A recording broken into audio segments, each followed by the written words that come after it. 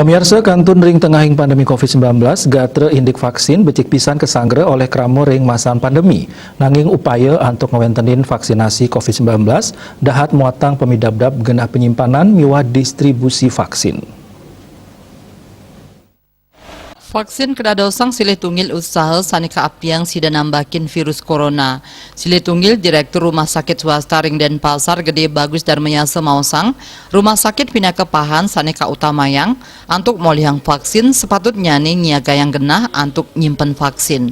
Tios punike patut kauningin prasarat majang krama, sane nerima vaksin luwire, sane mayuse plekutus ngantos seket siawarse, nenten madwe pinyungkan penyerta tur nenten mobot. Rahumangkin Dinas Kesehatan sampun ngelaksanayang pendataan tenaga kesehatan, pemekas sane ngerawat pasien COVID-19, sane kautama yang nerima vaksin.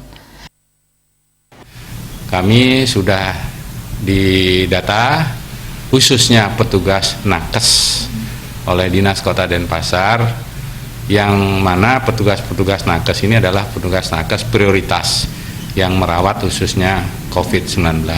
Kami sudah didata sampai saat ini. Untuk persiapannya tentu nanti akan ada semacam ya istilahnya melalui SMS blast itu, nama-nama yang mana yang akan mendapat prioritas itu adalah petugas nakes. Nah, kemudian vaksinnya ini memang kami juga sudah diinformasikan oleh Dinas Kesehatan Kota Denpasar untuk mempersiapkan